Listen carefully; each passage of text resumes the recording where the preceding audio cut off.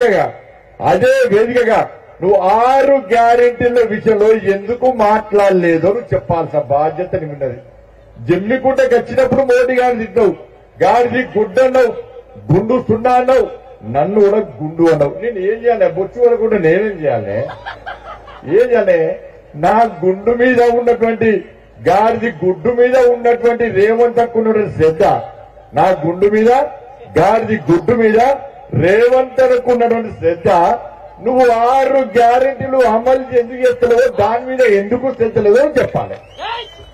ఏమన్నంటే 4 హామీలు అమలు చేస్తామంటున్నారు. అక్కడ ఇక్కడ ఉన్న మీ అందరికి ఎవరికన్నా మీరు 6 గ్యారెంటీలు ఓట్లేసారు కదా, కానీ మా కుంభం ముంచిరన్నా నోటికాడి ముక్కను కొట్టుకపోయి వాళ్ళకి ఇద్దరేందే కాంగ్రెస్ వాళ్ళకు అధికారులు ఎవరు రాలే, ఎవరు రాలే, మేము రాలే. అవునా కాదా? కొట్లాడింది ఎవరక్క? రైతుల విషయాలు కొట్లాడింది ఎవరు? కొట్లాడింది మేమే కదా. మరి ఓటు ఎందుకు వేసారే కాంగ్రెస్ కు? ఎందుకు వేసారే కాంగ్రెస్? 6 గ్యారెంటీలు. మీ పిల్లలకు ఉద్యోగాలు వచ్చినాయా? ఇక్కడ ఉద్యోగాల కన్నా ఉద్యోగాలు వచ్చినాయా? మీ పిల్లల ఉద్యోగాల కోసం, మీ తమ్ముళ్ళ కోసం నేను కొట్లాడితే, టీఎస్పీఎస్సీ పేపర్ లీక్ అయిందని కొట్లాడితే నా మీద దొంగ కేసు పెట్టాడు కేసీఆర్. ఏం కేసు తెలుసా? Paper leakage Keesara. అది ఏం పేపర్ తెలుసా? హిందీ పేపర్. హిందీ పేపర్ ఎవడన్నా మెడకాయ మీద తలకాయ ఉన్నాడు, హిందీ పేపర్ లీక్ చేస్తాడు ఎవడన్నా? నేను అనుకున్నా మ్యాథ్స్ సైన్స్ పెట్టిన అయిపోతానికి హిందీ పేపర్ లీక్ చేస్తాడు, నాకు అర్థం కాలే. హిందీ పేపర్ లీక్ చేస్తాడని జైలుకి పంపే. మరి కాంగ్రెస్ రేవంత్ కొట్టాడిండా? మరి ఓటు అటెండ్ చేసిరన్నా? ఓట్లు 6 గ్యారెంటీలు. అవునా కదా? ఇలా ఉద్యోగస్తులు, ఉపాధ్యాయులు 317 జీవన చెట్టుకోలు పుట్టకోలు అయితే నేను నా ఆఫీసులో కొట్లాడితే పోలీసు చెప్పడానికి జైల్లో పెట్టే. రేవంత్ అన్న కొట్లాడిందా? కాంగ్రెస్ వాళ్ళు కొట్లాడిరా? కొట్లాడే కదా. మరి ఓటు అటెండ్ చేసిరన్నా? 6 గ్యారెంటీలు.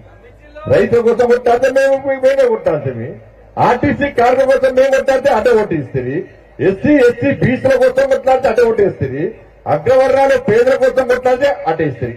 మరి ఓటేసిరు 100 రోజుల్లో హామీలు అమలు చేస్తా అన్నారు. ఎవరన్నారు? కాంగ్రెస్ పార్టీలు ఉన్నారు. ఎన్ని రోజులు ఇప్పటికి వచ్చి? ఎన్ని రోజుల?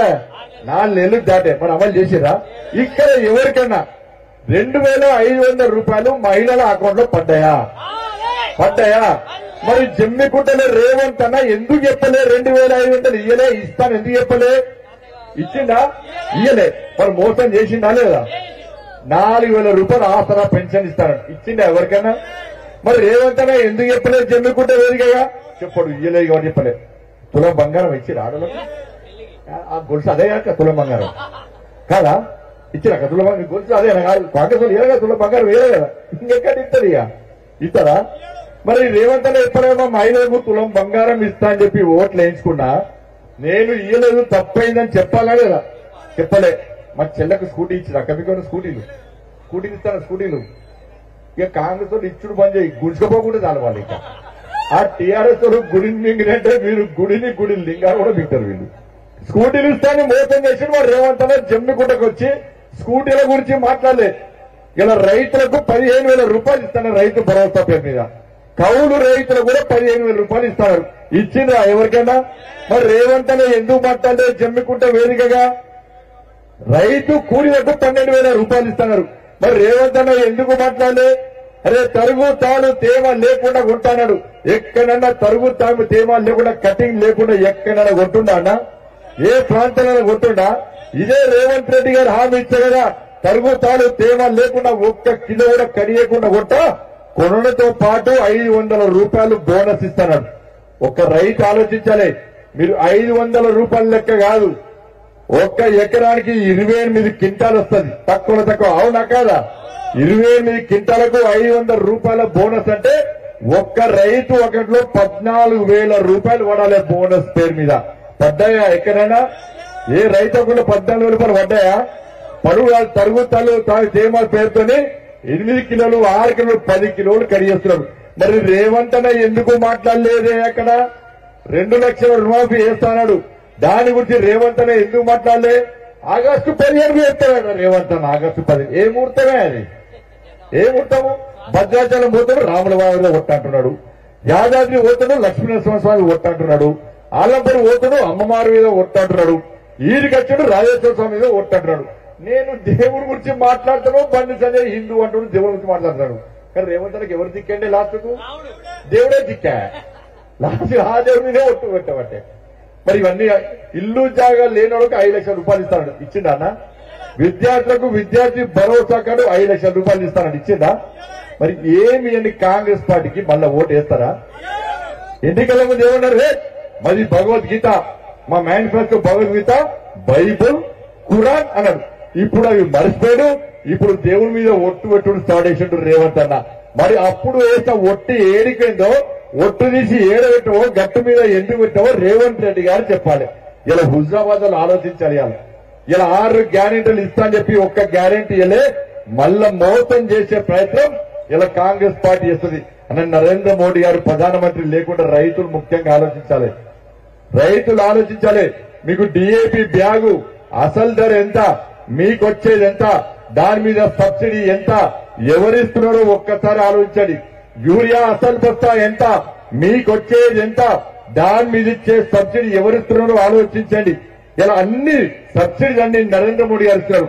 నరేంద్ర మోడీ గారు ప్రధానమంత్రి కాకుంటే, ఇక్కడ నేను ఓటేసి నేను పోయి నరేంద్ర మోడీ గారికి ఓటు వేయకుంటే, నరేంద్ర మోడీ గారు ప్రధానమంత్రి కాకుంటే ఒక్కొక్క రైతుకు ఒక్కొక్క ఎకరానికి 20,000 రూపాయలకు పైగా అదనపు భారం పడుతుందన్న విషయాన్ని రైతాంగంగా గుర్తుంచుకోవాలి. కాంగ్రెస్ పార్టీ వస్తే సబ్సిడీలు ఏముంటాయి? అన్ని సబ్సిడీలు ఇస్తారు. ఇక్కడ రామగుండంలో 6,000 కోట్ల రూపాయలు పెట్టి ఇలా రామగుండం ఎరువుల ఫ్యాక్టరీ తిరిగి తెరిపించిన ఘనత నరేంద్ర మోడీ గారు. కాబట్టి దయచేసి ఆలోచించండి. నరేంద్ర మోడీ గారు ప్రధానమంత్రిగా లేని దేశాన్ని ఊహించుకోలేమన్నారు. ఈ దేశానికి నరేంద్ర మోడీ గారు అవసరమా కాదా ఒక్కసారి ఆలోచించండి. ఈ దేశం రక్షింపబడాలంటే, ఈ దేశం అభివృద్ధి చెందాలంటే మీకు ఇంకా 5 సంవత్సరాలు ఉచితంగా రేషన్ బియ్యం మీకు రావాలంటే, ఆపద వస్తే కష్టం వస్తే ఆదుకునే వ్యక్తి కావాలంటే ఇలా పేదల వ్యక్తి ఏ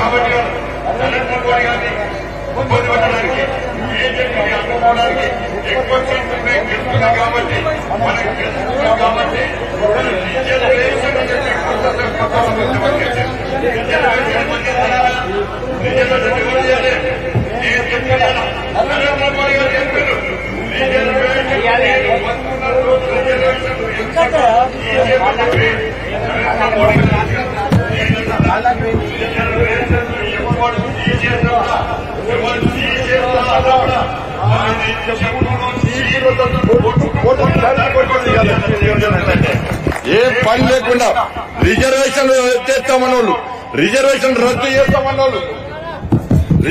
రద్దు చేస్తామన్నోళ్ళు ఎవరంటే కూడా ఎవరికైనా ఆలోచన వస్తే కూడా వాళ్ళను చెప్పు చీపిలతో తరిమి కొట్టండి. భారతీయ జనతా పార్టీ రిజర్వేషన్ అడ్డుకునే పార్టీ కాదు, రిజర్వేషన్ రద్దు చేసే పార్టీ కాదు. ఇలా కాంగ్రెస్ పార్టీకి సిగ్గుండాలి. ఇలా మతపరమైన రిజర్వేషన్ పట్టుకొచ్చింది మీరు. రాజ్యాంగానికి విరుద్ధంగా ముస్లిం రిజర్వేషన్ ఇచ్చి ఇలా బీసీల పొట్ట కొట్టింది.